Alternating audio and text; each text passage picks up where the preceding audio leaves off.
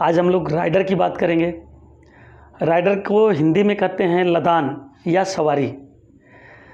जब हम जीवन बीमा खरीदते हैं या किसी को देते हैं तो हमें रिस्क कवर तो मिलता ही है, साथ ही साथ अगर हम चाहें, ग्राहक की इच्छा हुई तो हम कुछ उसमें अतिरिक्त प्रीमियम लेकर अतिरिक्त फ़ायदे भी दे देते हैं।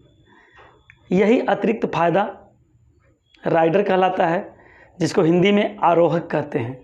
यानी मूल बीमा के ऊपर कुछ अतिरिक्त लाभ अगर हम जोड़ देते हैं और उसके बदले में ग्राहक को थोड़ा सा अतिरिक्त प्रीमियम देना पड़ता है, यही राइडर कहलाता है। जैसे सपोज दैट हम उदाहरण के तौर पे देखते हैं कि जब हम मार्केट से साधारण गुलाब जामुन खरीदते हैं तो हमें 10 रुपये का पड़ता है, लेकिन मात्र 1 रुपया और ज़्यादा गुलाब जामुन का रेट अगर ग्राहक देता है तो उसको गुलाब जामुन के ऊपर गरी का चूरा लगा हुआ मिलता है, जो अच्छा लगता है और उसमें सीरा लगने का कम चांस होता है। ठीक इसी प्रकार अगर 10 रुपये के गुलाब जामुन को दुकानदार 12 रुपये में देता है तो उसमें गरी का बुरादा भी लगाया रहता है और साथ ही साथ एक कागज़ की छोटी सी कटोरी में सजा के रखता है। तो कुछ रकम अगर दुकानदार अतिरिक्त लेता है तो कुछ न कुछ फ़ायदे भी अतिरिक्त रूप में ग्राहक को देता है, और यही अतिरिक्त फ़ायदे राइडर कहलाते हैं। आपने देखा होगा मित्रों, मार्केट में जब भी हम कभी जाते हैं, मोमोज खरीदते हैं, 10 रुपये में 3 मोमोज मिलता है अगर वो तला हुआ नहीं है, लेकिन अगर दुकानदार उसको तल के देता है तो वही 3 मोमोज 12 रुपये में देता है। तला हुआ मोमोज अच्छा लगता है, टेस्टी लगता है, कुरकुरा लगता है, ग्राहक को थोड़े से फ़ायदे अधिक मिल जाते हैं, इसके बदले में उसको थोड़ा सा रकम भी ज़्यादा देना पड़ता है। यही राइडर है। और जीवन बीमा में थोड़े से प्रीमियम अगर आप देते हैं तो कई तरह के राइडर मिल जाते हैं, जिसको हम लोग आगे चर्चा करते हैं। आगे बढ़ने से पहले मैं मित्रों आपसे आग्रह करता हूं कि अगर अभी तक आपने हमारे चैनल को सब्सक्राइब नहीं किया है तो प्लीज़ प्लीज़ प्लीज़ कर लीजिए, और हमारे वीडियोज़ को भी लाइक किया करिए और अपने साथियों में शेयर किया करिए। आज का वीडियो बहुत ही महत्वपूर्ण है और मैं आपसे एक और आग्रह करता हूं, कृपया अंत तक देखें और बहुत सारा कुछ सीखें। मित्रों, राइडर विकल्प के तौर पे उपलब्ध होते हैं। ग्राहक की इच्छा हो तो ले, ग्राहक की इच्छा हो तो न ले। उसकी इच्छा पे निर्भर करता है कि वह राइडर का चुनाव करता है कि नहीं करता है। हाँ, एक अभिकर्ता को राइडर के बारे में जानकारी होनी चाहिए। वो इसलिए कि तरह तरह के ऑब्जेक्शन उठते हैं, ग्राहक तरह तरह के सवाल करता है। अगर एक अभिकर्ता को राइडर के बारे में पता नहीं है, आरोहक के बारे में पता नहीं है, तो वह कहीं न कहीं थोड़ा सा कमज़ोर महसूस करेगा। कुछ ग्राहक राइडर को पसंद करते हैं, कुछ ग्राहक राइडर को पसंद नहीं करते हैं क्योंकि उसमें अतिरिक्त पैसे लगते हैं। कुछ ग्राहकों का विचार होता है कि उनको एक्स्ट्रा कवर मिले, लेकिन कुछ ग्राहकों का विचार होता है कि उनको कम पैसे में ज़्यादा लाभ हो, ज़्यादा मैच्योरिटी बेनिफिट मिले। मित्रों, आइए देखते हैं कि कितने तरह के राइडर्स कंपनियां ऑफ़र करती हैं और ग्राहक को इसके क्या क्या फ़ायदे मिलते हैं। सबसे पहला और सामान्य राइडर है AB, यानी एक्सीडेंटल बेनिफिट, जिसको DAB के भी नाम से जाना जाता है। DAB का मतलब होता है डबल एक्सीडेंटल बेनिफिट, यानी कि दोगुनी दुर्घटना हित लाभ। अब दोगुनी दुर्घटना हित लाभ का मतलब होता है कि अगर कोई व्यक्ति 10 लाख रुपए का बीमा लिया और दुर्घटना में उसकी डेथ हो गई तो उसको 10 लाख बीमा धन का तो मिलेगा, लेकिन 10 लाख रुपये दुर्घटना बीमा का भी पैसा मिलेगा, यानी उसको 20 लाख रुपए मिलेंगे और इसके साथ साथ बोनस और फाइनल एडिशनल बोनस भी जोड़ के मिलेगा। मित्रों, अगर कोई व्यक्ति 18 साल का है या इससे ज़्यादा उम्र का है तो ही राइडर को ले सकता है। कोई नाबालिग व्यक्ति को कोई राइडर मिलता नहीं है, और ये राइडर 70 साल की उम्र तक लागू रहता है। अगर कोई व्यक्ति 70 साल से ज़्यादा समय तक रहा या पॉलिसी इन्फोर्स रही तो उसको कुछ राइडर के लाभ मिलते हैं और कुछ राइडर के लाभ नहीं भी मिलते हैं। कुछ राइडर ऐसे भी होते हैं जो मैच्योरिटी से 5 साल पहले तक जुड़वा सकते हैं आप। अगर आपने पॉलिसी लेते समय राइडर नहीं लिया है तो अगर मैच्योरिटी होने के 5 साल या उससे ज़्यादा समय बाकी है तो आप राइडर को इंक्लूड या ऐड करा सकते हैं, जुड़वा सकते हैं। लेकिन राइडर आप मूल बीमा धन के बराबर ले सकते हैं या उससे कम ले सकते हैं, उससे ज़्यादा नहीं ले सकते हैं, क्योंकि राइडर मूल बीमा धन के बराबर ही अनुमत होता है। अगर कोई 1 लाख रुपये का बीमा लिया है तो वह 1 लाख रुपये तक के राइडर ले सकता है, जिसको बीमा कंपनियां अपने अपने नियमों के अनुसार देती हैं। अब आगे देखते हैं कि AB के बाद accidental benefit and permanent disability rider, जिसको कि ADDB बोलते हैं, accidental death and disability rider, यानी दुर्घटना में मृत्यु और अस्थायी अपंगता हित लाभ। यह राइडर अमूमन एक्सीडेंटल बेनिफिट में इंक्लूड ही रहता है, लेकिन अब नए प्लानों में यह अलग अलग आ रहा है। आप ग्राहक की इच्छा हो तो एक्सीडेंटल बेनिफिट केवल ले, ग्राहक की इच्छा हो तो accidental benefit and disability rider ले। लेकिन पहले के प्लान में जो भी एक्सीडेंटल बेनिफिट लिए गए हैं उसमें डिसेबिलिटी राइडर इंक्लूड है, पहले से ही मौजूद है। एक्सीडेंटल बेनिफिट में मृत्यु पर डबल एक्सीडेंटल बेनिफिट मिलता है, यानी कि बीमा धन ठीक डबल मिलता है और साथ ही साथ बोनस व फाइनल एडिशन बोनस जोड़ के मिलता है। लेकिन परमानेंट डिसेबिलिटी में अगर व्यक्ति दुर्घटना की वजह से अपाहिज हो गया, अपंग हो गया और 100% अपंग हो गया, CMO 100% अपंगता का सर्टिफिकेट दे दिए, तो ऐसे कंडीशन में बीमा का आगे के दे सभी प्रीमियम माफ़ हो जाते हैं, पॉलिसी चलती रहती है और 10% बीमा धन लगातार 10 सालों तक बीमा कंपनी ग्राहक को भुगतान करती है। चाहे तो ग्राहक मंथली ले ले, चाहे तो सालाना ले ले, ये उसकी मर्जी होती है।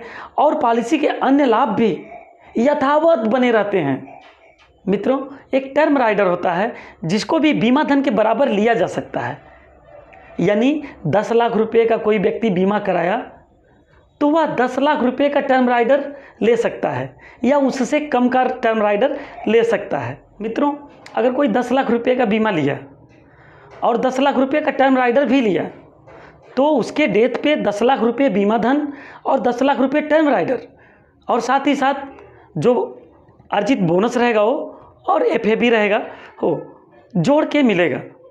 अगर दुर्घटना में डेथ होती है तो 10 लाख रुपये बीमा धन का मिलेगा, 10 लाख रुपये टर्म राइडर का मिलेगा और 10 लाख रुपये दुर्घटना हित लाभ का मिलेगा। उसको 30 लाख रुपये और प्लस बोनस और प्लस FAB यदि कोई हो तो जोड़ के मिलेगा।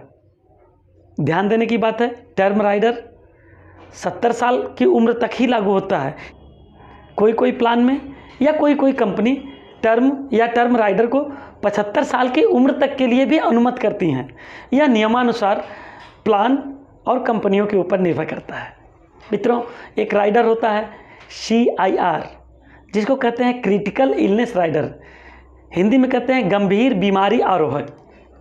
इसका मतलब होता है मित्रों कि यदि आप अपने बीमा में गंभीर बीमारी आरोहक जुड़वा लेते हैं तो किसी प्रकार के गंभीर बीमारी होने पर बीमा कंपनियां इसका फ़ायदा देती हैं। न जानकारी की वजह से CIR जैसे राइडर को बहुत ज़्यादा प्रचलित नहीं किया जा सका है।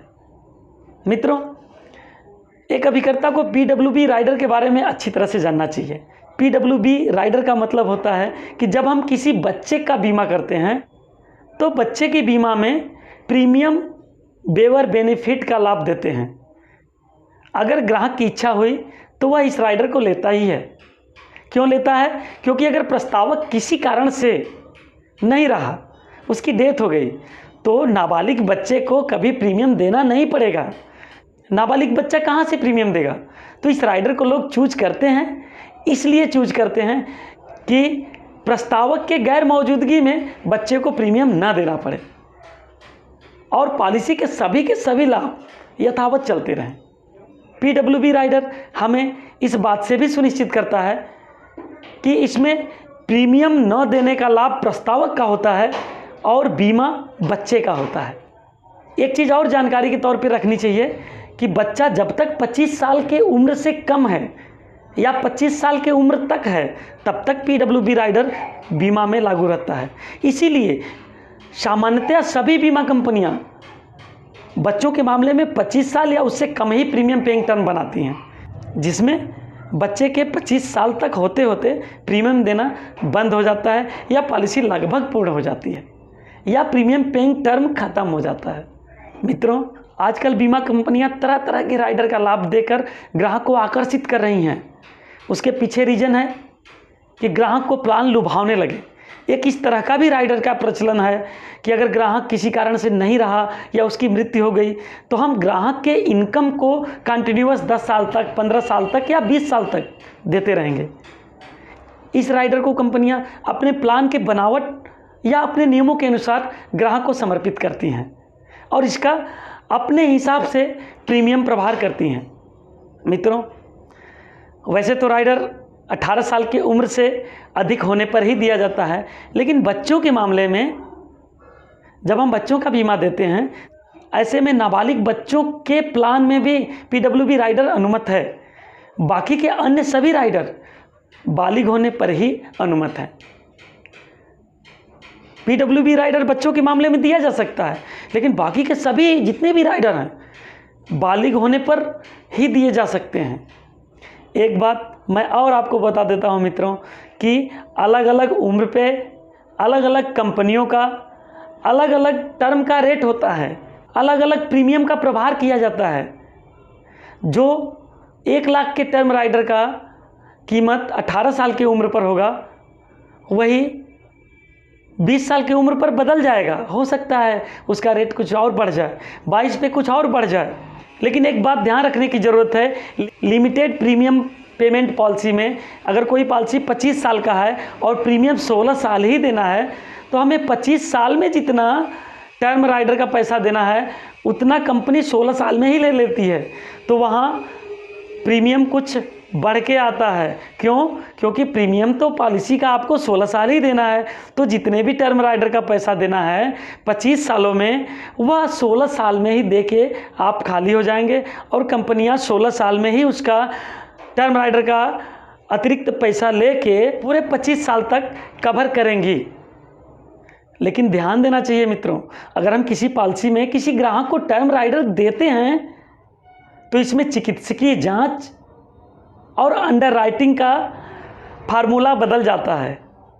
हो सकता है कि वह ब्रांच में अंडरराइट न हो पाए, या हो सकता है कि बगैर टर्म की पॉलिसी ब्रांच में अंडरराइट हो रही है तो टर्म देने पर डिवीज़न में अंडरराइट हो सकता है कि बगैर टर्म की पॉलिसी आसानी से नॉन मेडिकल अंडरराइट हो रही है तो टर्म देने पर हो सकता है कि नॉन मेडिकल ना हो, चिकित्सकीय जांच की आवश्यकता पड़े, टीपीए द्वारा चिकित्सकीय जांच की आवश्यकता पड़े। ऐसे कंडीशन में अंडरराइटिंग को भी समझना चाहिए और वही टर्म देना चाहिए जो आसानी से पास हो जाए।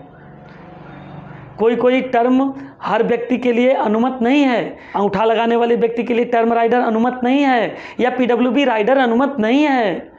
जो व्यक्ति कम पढ़ा लिखा है या अमानक जीवन में आता है, जिसको साइन करने नहीं आता है या साइन करता भी है तो उसका शिक्षा का प्रमाण पत्र नहीं है या कम पढ़ा है, तो उसको भी टर्म राइडर कंपनियां अनुमत करेंगी नहीं करेंगी या उनके विवेक और उनके बीमांकनकर्ता के निर्णय के आधार पर तय हो सकता है। हम यह नहीं कह सकते हैं कि हर व्यक्ति के लिए हर टर्म राइडर अनुमत है। कोई महिला जीवन है और बच्चों के मामले में वह प्रस्तावक है तो उनको भी हो सकता है पीडब्ल्यूबी राइडर अनुमत न हो। यह कंपनियां अपने नियमों के अनुसार करती हैं मित्रों, लेकिन टर्म राइडर की पॉलिसी देने से कहीं ना कहीं अंडरराइटिंग थोड़ी टफ हो जाती है, थोड़ा कठिन हो जाता है। मेडिकल के झंझट, फाइनेंशियल अंडरराइटिंग के झंझट थोड़े बढ़ जाते हैं और साथ ही साथ एक अभिकर्ता को दोबारा उस ग्राहक से पॉलिसी निकालने में थोड़ा जोर लगाना पड़ता है। क्यों? क्योंकि जहां उसकी 10 लाख की पॉलिसी होनी चाहिए वहां उसकी ऑलरेडी 20 लाख का कवर है। तो ग्राहक भी सोचेगा कि अभी तो मेरा 20 लाख का कवर है तो अभी इतनी जल्दी मैं पॉलिसी क्यों लूँ। ग्राहक को पॉलिसी भी देना है, साथ ही साथ एजेंट को अपना प्रीमियम बजट भी देखना है। तो इसका तालमेल रख के तभी ग्राहक के ज़रूरत के अनुसार और अंडरराइटिंग के पहलू को ध्यान में रख के ग्राहक को टर्म एश्योर की पॉलिसी या टर्म राइडर्स के प्लान बताने चाहिए, और वही प्लान बताने चाहिए जो आसानी से हम बेच सकें और अंडरराइटिंग करा के पास करा सकें। क्योंकि फिजिकल अंडरराइटिंग कभी टफ हो जाता है तो कभी फाइनेंशियल अंडरराइटिंग टफ हो जाता है। तो मित्रों, इसको एक अभिकर्ता समय के साथ साथ अपने अनुभव से सीख लेता है, और मुझे उम्मीद है मित्रों कि यह वीडियो आपको बहुत अच्छा लगा होगा। टर्म और टर्म राइडर्स क्या हैं इसके बारे में आपने अच्छी तरह से जानकारी हासिल की होगी। मैं उम्मीद करता हूं मित्रों कि आप इस वीडियो को ज़रूर लाइक करेंगे, अपने मित्रों में शेयर करेंगे, और एक बार फिर आपसे करबद्ध आग्रह है कि अगर हमारे चैनल को सब्सक्राइब नहीं किए हैं तो सब्सक्राइब जरूर कर लीजिएगा, और अपने साथियों द्वारा भी चैनल को सब्सक्राइब करवाइएगा, उनको भी वीडियो शेयर करिएगा। बड़ा अच्छा लगेगा मित्रों, यदि आप दूसरे को खुशी देते हैं तो आप स्वतः खुशी पाते हैं। ईश्वर करे आज का दिन आपके लिए शुभ हो। Thank you.